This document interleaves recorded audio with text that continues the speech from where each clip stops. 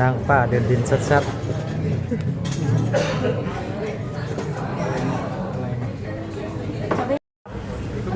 สบาย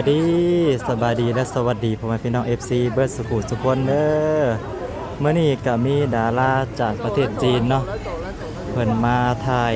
อยู่ห้านบอนบัจิตเฮ็ดงานพี่น้องเอ้ยตุกๆเนาะไปแล้วพุ่นเนาะมีแต่ผู้งามๆเนาะพี่น้องเอ้ยว่าสั่งภาพเพิ่นก็มาหลายผู้หลายคนเนาะเต็มเบิดห้านนี่นี่พี่น้องเอ้ยป้ามีแต่ผู้งามๆเนาะดารามาจากจีนมาอยู่เต็มหัน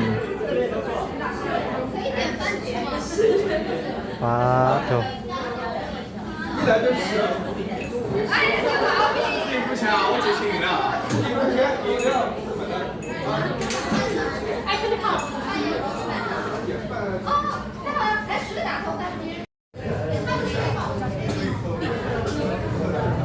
นี่นางฟ้าเดินดินชัดๆ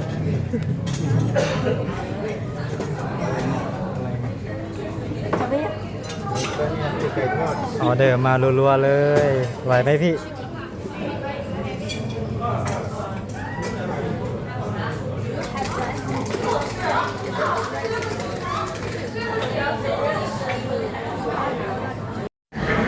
เบิ่งแต่ละคนเนาะพี่น้องเลย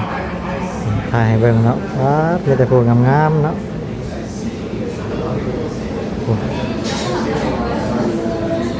มื้อนี้บัดจิตมีบุญเนาะพี่น้องเลยได้รับดาราจากประเทศจีนเต็มห้านแล้วโอเคตอนนี้ก็ถ่ายแล้วเรียบร้อยกำลังเก็บเครื่องเก็บของเนาะพี่น้องเลย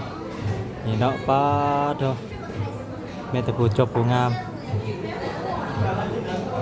ถ่ายเก็บภาพบรรยากาศให้ FC ได้เบิ่งเนาะ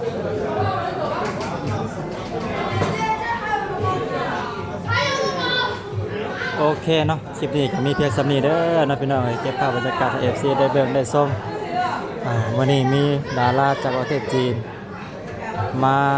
รับประทานเนาะอยู่ห้านบอนบัจิตเฮ็ดงานพี่น้องเอ้ย